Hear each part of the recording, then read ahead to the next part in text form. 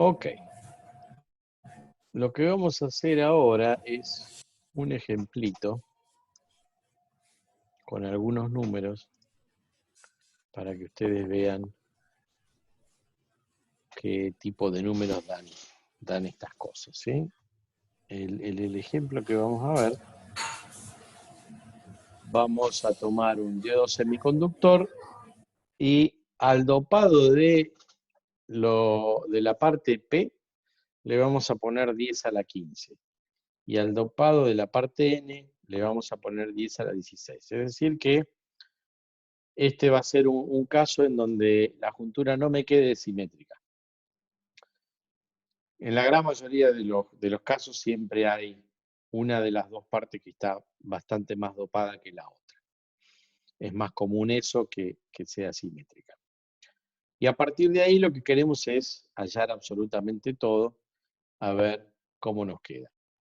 Entonces, fíjense que vamos a empezar por la zona de vaciamiento, porque sin la zona de vaciamiento no tenemos nada. Para la zona de vaciamiento, ¿qué necesitamos? Bueno, Na, Nd lo tenemos, las constantes Q y epsilon del silicio, y phi b, el potencial en la juntura. ¿Sí? Ok, entonces, fíjense que si aplicamos regla de los 60 milivolts, phi del lado P va a ser igual a 5 por 6 menos 300 milivolts. Y phi del lado N va a ser phi N igual 360 milivolts. Con lo cual phi B nos va a quedar 360 menos 300, que son 660 milivolts. Así que phi B lo tenemos. Phi B vale 600 milivolts. ¿Qué otras cosas tenemos que tener en cuenta? Bueno, Q, la carga del electrón, las pongo por acá, es 1.6 por 10 a la menos 19 coulomb. Epsilon 0 es 8.85 por 10 a la menos 12 faradios sobre metro. Cuidado con esto porque esta unidad está en metro y los dopados están en impureza sobre centímetro cúbico. Así que ojo cuando las combinamos. Y después el epsilon del silicio es 11,68 por el epsilon 0. ¿Sí? Bien, entonces, la primer cuentita ya se las hice yo. Fíjense, acá tenemos 2 por epsilon del silicio por el epsilon del vacío. Fíjense que lo pasé a centímetros, es a la menos 14, acá en vez de menos son los 12. Entonces, el xn que me va a dar en centímetros. Por el dopado, que es 10 a la 15, Na, por los 660 milivolts.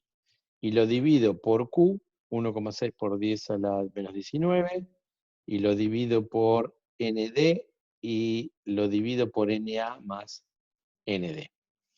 Hago la cuentita y el xn me da 8,8 por 10 a la menos 6 centímetros, que son 88 nanómetros.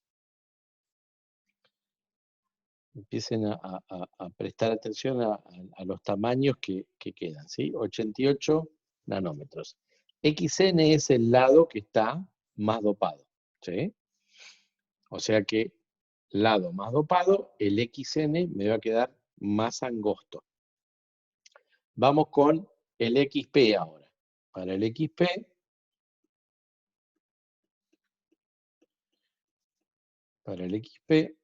tengo 2 epsilon del silicio multiplicado por el epsilon 0, de vuelta, 10 a la menos 14, lo pasé a centímetros, 10 a la 16, ahora ahí tengo que poner Nd, phi b, y después acá abajo tengo Q, tengo Na y tengo Nd más Na. Y cuando hago esa cuentita, fíjense que ahora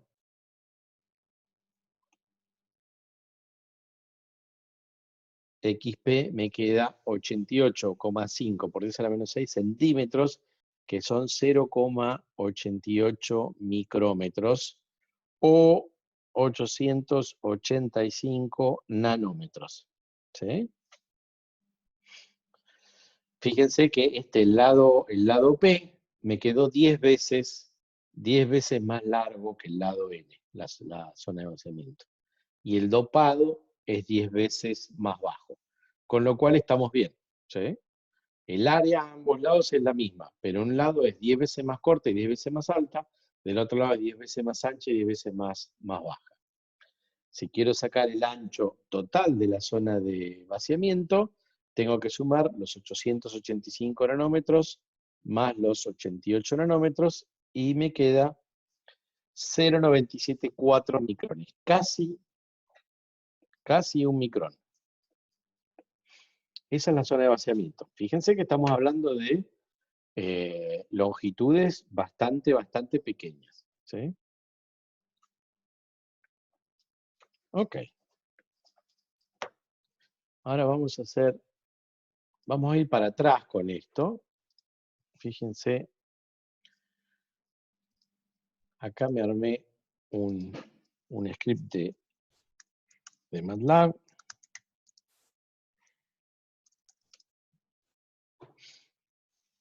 Y fíjense lo que hacemos. Primero definimos Q, la constante, la carga del electrón. El epsilon, acá lo tengo en faradio sobre metro. El epsilon del silicio, 11,68 por el epsilon 0. Acá tengo los datos, Na 10 a la 15, Nd 10 a la 16, Ni 10 a la 10. Acá fíjense, vamos a calcular φn 60 milivolt por el logaritmo base 10, Nd sobre Ni. Acá vamos a calcular φp menos 60 milivolt por el logaritmo base 10 de Na sobre Ni. Y después φb lo obtenemos como la resta de φn menos φp. Eso, si corremos esta parte, vamos a correr esta parte, nos debería dar para φb 0,66. Fíjense, φn me quedan 360 milivolt, φp nos quedan menos 300 milivolt, está todo fantástico, hasta ahí vamos bien. Y ahora, fíjense que acá también sacamos xn y xp, lo que pasa es que acá nos van a dar, xn nos va a dar en centímetros, ¿sí?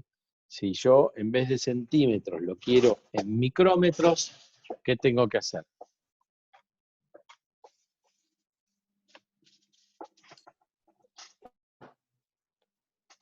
Multiplicás por 4 ceros, ¿no? A ver, vamos a ponerle un poco de... Tenemos xn que está en centímetros, ¿sí?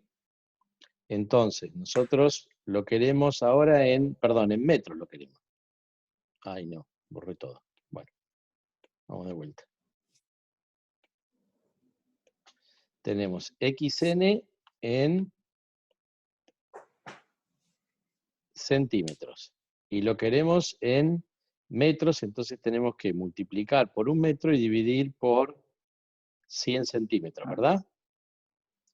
Y ahí nos va a quedar expresado en metros. Entonces, el xn... Pedro, Sí, una pregunta. ¿El epsilon del silicio no estaba en metros? ¿En el la epsilon constante? del silicio estaba en metros, sí. Y entonces Perdón. la raíz no te daría, ¿no? En centímetros. Ahí tenemos, sí, no, eso lo tenemos que acomodar O antes de poner ahí hacer a la esta menos. cuenta, porque Ah, fíjense que acá tenemos el epsilon, lo estamos mezclando con el Na, lo tenemos que acomodar antes, ¿sí? Así que vamos a pasar, si quieren pasamos el epsilon, ¿sí? Que son faradios sobre metros, lo pasamos a centímetros. Nos va a quedar 1 metro, 100 centímetros.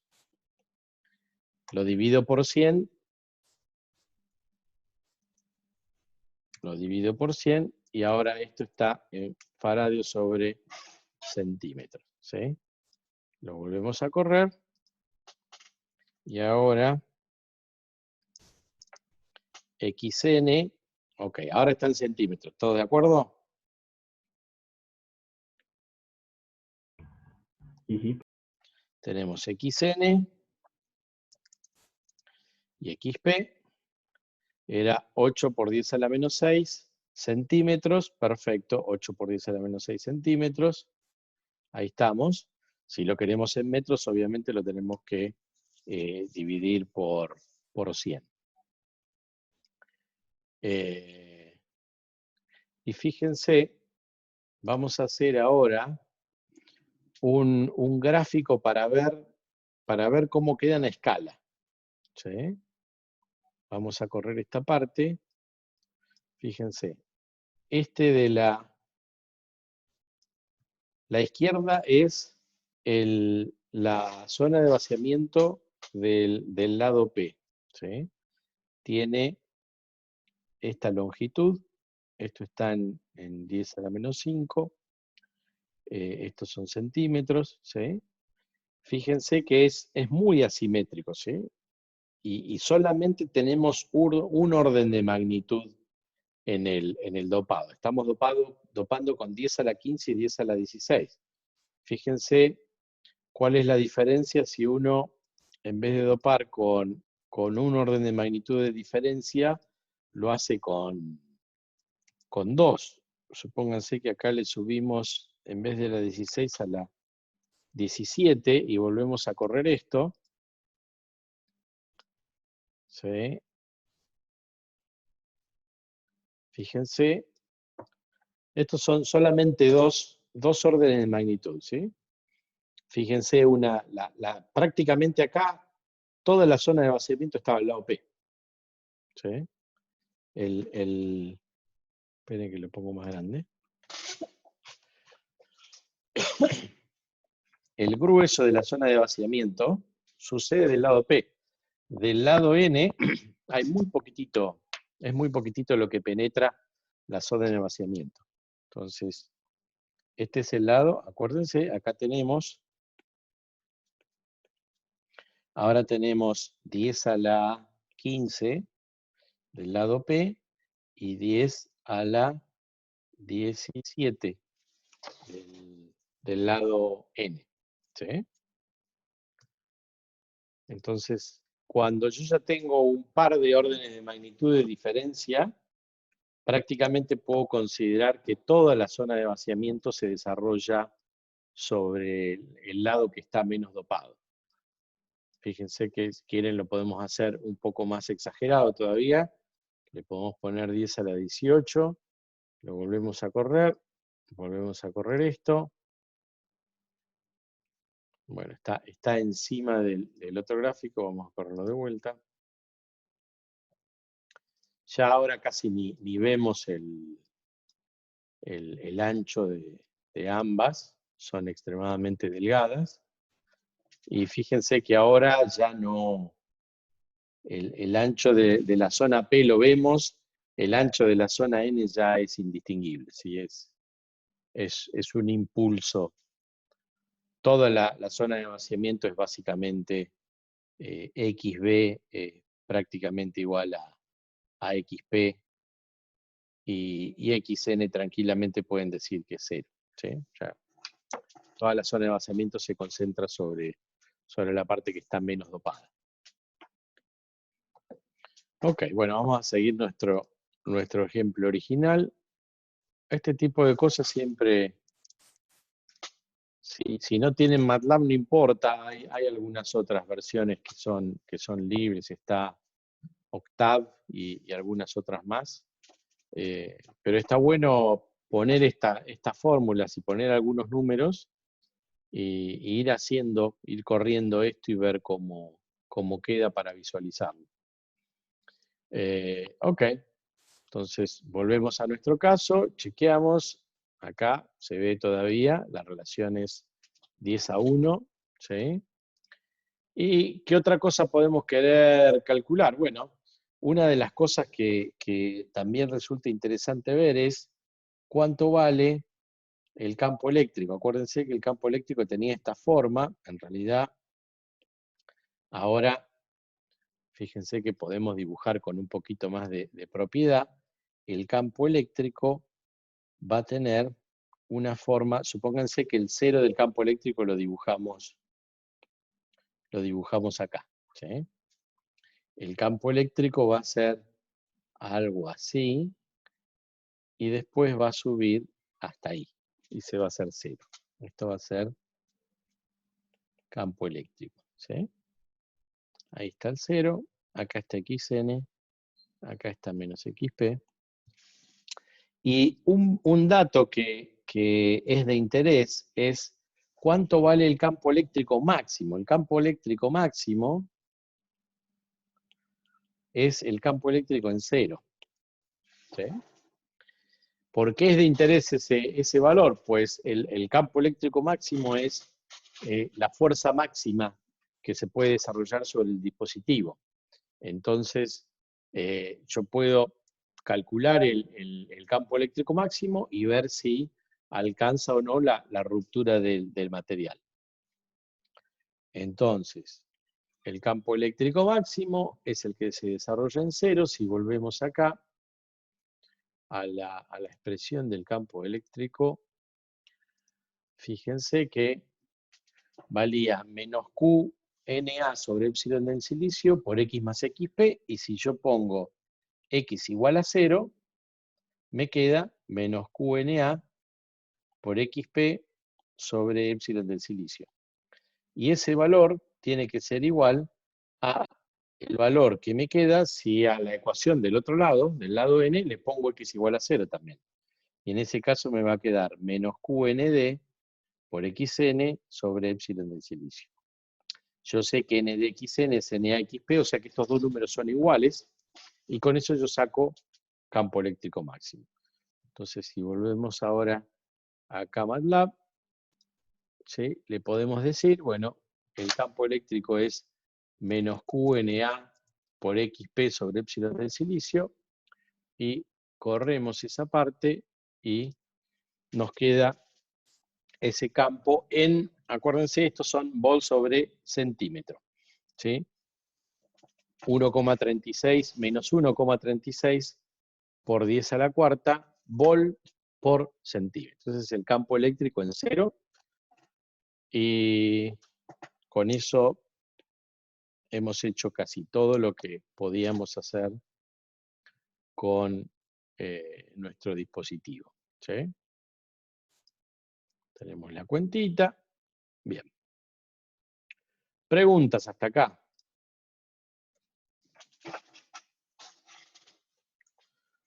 Ok.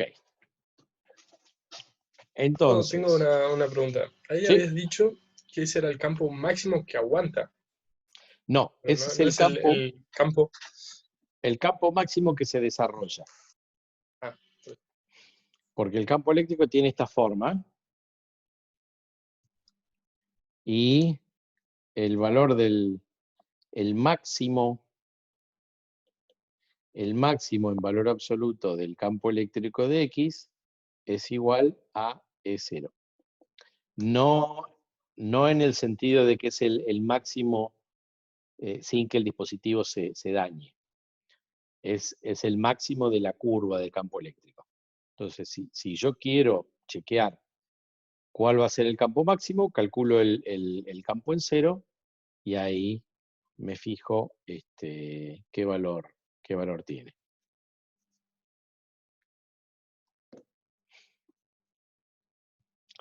Ok, con lo cual repasemos lo que hicimos hasta ahora.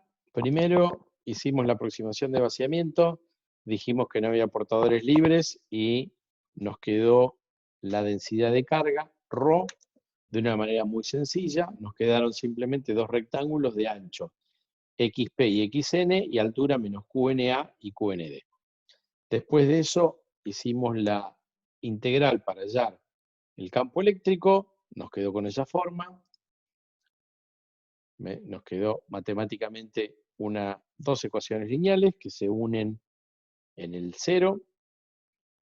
Después integramos eso para sacar potencial, sacamos las dos ecuaciones de potencial, eso nos dio cuadrática, hicimos una para la zona P, otra para la zona N, y después lo que planteamos fue la continuidad en 0. Cuando planteamos la continuidad en 0, entonces pudimos despejar la longitud de la zona de vaciamiento, xn y xp. Y ahora, si tenemos xn, xp, hasta este punto no podíamos tener valores de xn, xp. Entonces ahora, si nosotros calculamos a partir de los dopados y de phi b los valores de xn, xp, podemos ir hacia atrás, podemos ver cuáles son los tamaños que tiene, podemos ver cuál es el valor del campo eléctrico, y podemos dibujar por completo la electrostática de la juntura. No hay mucho más que decir acá. De esto seguramente habrá algunos ejercicios para que ustedes hagan y se vayan acostumbrando. Pero la electrostática básica, con esto ya la cubrimos. ¿Qué es lo que sigue a continuación? Bueno, a continuación lo que sigue es plantear este objeto que hemos encontrado, ¿sí? Que es una juntura semiconductora, es lo que queda entre un material P y un material N cuando uno los une. Y ahora lo que queremos hacer es ver qué es lo que pasa cuando uno aplica una tensión, ¿sí?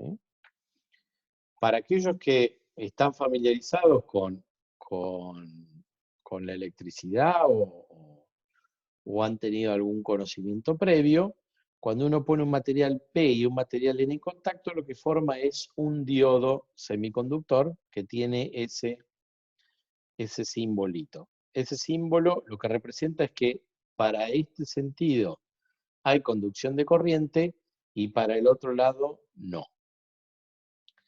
¿Por qué hay conducción de corriente para un lado y para el otro no? Bueno, eso es lo que nos vamos a enterar cuando vayamos haciendo el desarrollo.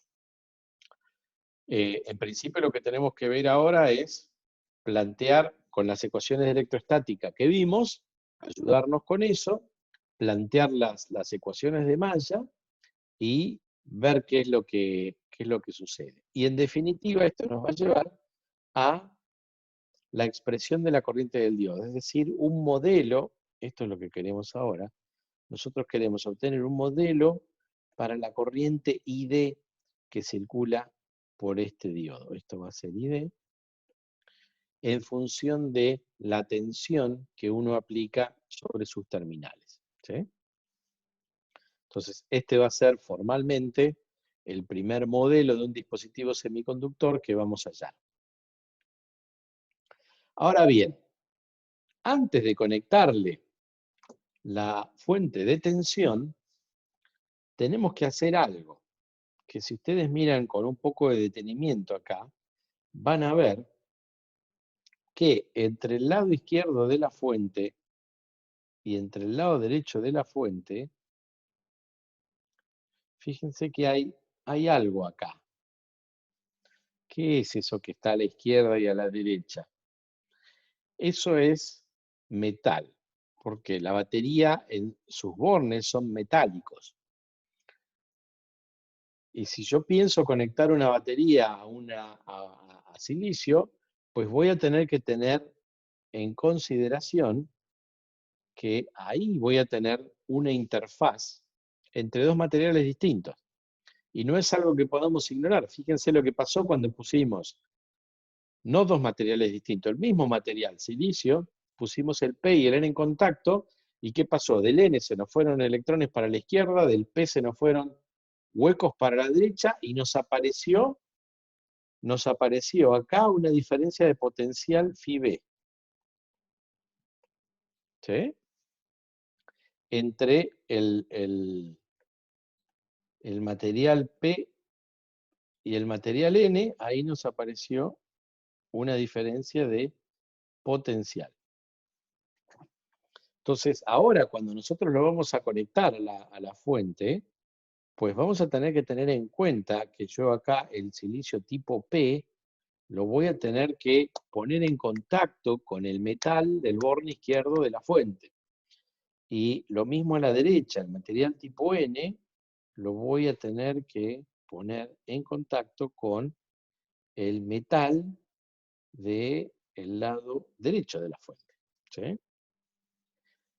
Y en esa interfaz van a suceder cosas de la misma manera que suceden entre el lado P y el lado N. Entonces, si yo aplico ahora una fuente de potencial dA, cuando quiero cerrar la malla, fíjense que acá le puse a BA positivo y negativo, cuando yo recorro ahora este lado, voy a ver acá una interfaz entre dos materiales, acá voy a ver otra interfaz entre dos materiales y acá voy a ver otra interfaz entre dos materiales. ¿Sí? Entonces, fíjense que la primera interfaz, yo voy a ver un potencial phi MP. Le voy a llamar acuérdense por definición, phi MP es phi M menos phi P. Voy a tener este potencial así, más, menos. ¿Sí? Conforme sigo el circuito, ahora voy a ver phi P menos phi N. Este potencial acá, positivo y negativo, ¿sí? Va a ser phi PN. Y por último, cuando termino mi malla, voy a ver phi NM. Phi NM, de la misma manera, va a ser phi N menos phi M. ¿Sí? Ok, con lo cual me acaban de aparecer dos cosas que no lo tenía en mis planes. Entonces, ¿cuánto me complican esto? Porque yo ya vi esta parte de acá y me apareció una zona de vaciamiento, se me difundieron huecos y electrones, me apareció una diferencia de potencial, un campo eléctrico. Bueno, en el caso del metal sucede prácticamente lo mismo. ¿Sí? Pero, dado que los metales son conductores y tienen una disponibilidad de portadores casi infinita, que se puede suponer, uno los puede aproximar de una manera ideal y el comportamiento es muy parecido al real. Entonces, lo que vamos a hacer ahora, a partir de ahora, a estos contactos los vamos a llamar contactos óhmicos ideales. Es decir, vamos a suponer que la caída de tensión que se produce entre el metal y el material P y entre el metal y el material N son constantes y no dependen de la corriente que yo les haga pasar. ¿Sí? Es decir, no tienen resistencia alguna, simplemente depende del tipo de material que yo le ponga. Entonces, ambos dos los voy a poder modelar con una fuente de tensión ideal que en un caso va a valer phi MP y en el otro caso va a valer phi NM. ¿Sí? Y esto es una propiedad de los materiales que tiene que ver con el nivel de energía que tienen los electrones en el material, y el potencial tiene que ver con la diferencia de energía de los electrones en ese metal versus el silicio. En esta tabla de acá, a la derecha, lo que les estoy mostrando es el potencial que tienen varios metales con respecto al silicio intrínseco. Acuérdense que acá, cuando nosotros dijimos phi P y phi N, habíamos tomado como referencia el silicio intrínseco. Phi igual a 0, para nosotros era cualquier lugar X, tal que teníamos silicio intrínseco. Así que es es algo práctico tener cuánto vale la diferencia de potencial cuando yo pongo en contacto un metal con silicio intrínseco. Entonces, hay algunos, por ejemplo, fíjense, el cobre, la diferencia potencial es 0. ¿Sí?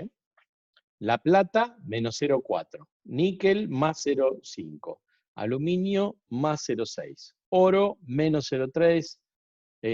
Magnesio, más 1,35. Entonces, si uno tiene silicio intrínseco, supónganse acá, supónganse que esto es silicio intrínseco, y este es potencial, un gráfico de potencial. Si el silicio intrínseco es 0, bueno, si yo tengo, por decir algo, plata, bueno, plata va a tener más 0,40. Si yo tengo cobre, cobre va a estar a la misma altura. Si yo tengo oro, oro va a estar por debajo. Y bueno, así diferentes metales, digamos, tienen diferentes niveles. Lo importante, y eso es clave acá, es que esa diferencia para nosotros va a ser una fuente de tensión, no va a tener resistencia, entonces vamos a poder hacer las cuentas de una manera mucho más sencilla. Entonces, habiendo hecho esta aclaración ahora, lo primero que vamos a hacer es, ponemos nuestro material, tenemos material P, material N, le ponemos algún metal y lo conectamos con BA igual a 0. Es decir, no le estamos poniendo ningún potencial aplicado. Simplemente lo que estamos haciendo es cerrando el circuito. Entonces, ¿qué es lo que vamos a ver?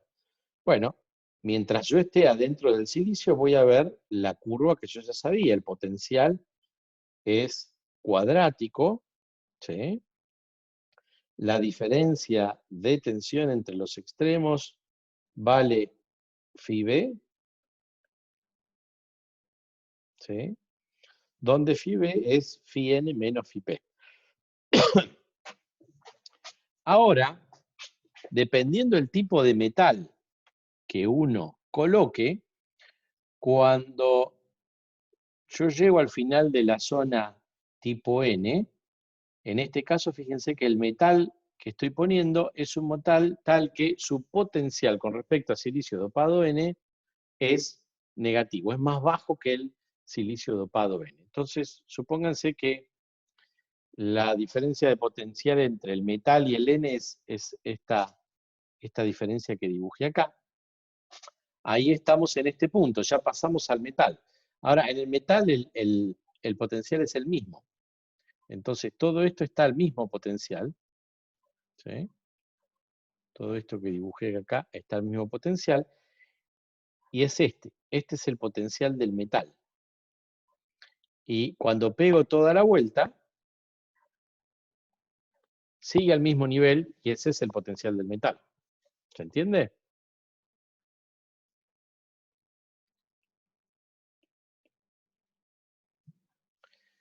Entonces, acá estoy a la misma altura. Todo esto vamos a borrar.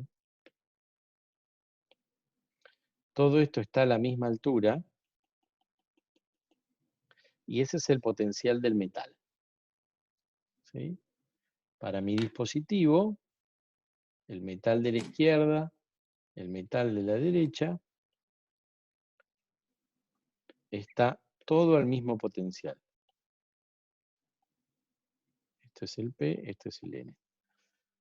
Ese nivel que acabo de dibujar en rojo puede estar más arriba o más abajo. En realidad no me interesa. Incluso podría estar, no necesariamente tiene que estar acá adentro, podría estar acá abajo. En cuyo caso, esto sería así. Y esto sería así. ¿Sí? Eso Puede ser así, puede estar por arriba de phi n y de phi p de las dos, o puede estar en el medio como está ahí. Eh, puede pasar cualquiera de las tres y no nos va a afectar. Entonces, en ese caso, fíjense que lo que sí sucede de plantear la ecuación anterior con BA igual a 0 es que esto que está acá es menos phi b, ¿sí? Si se acuerdan, phi p menos phi n era menos phi b era phi n menos phi p. Entonces, phi b me va a quedar igual a phi nm más phi mp. ¿Sí? En cualquier caso, no importa cuál sea el tipo de metal que yo use, la suma de las dos caídas a lo largo de los metales, o sea, metal semiconductor P y metal semiconductor N, me va a quedar igual a phi b. ¿Sí? Ok, este es el caso con BA igual a 0.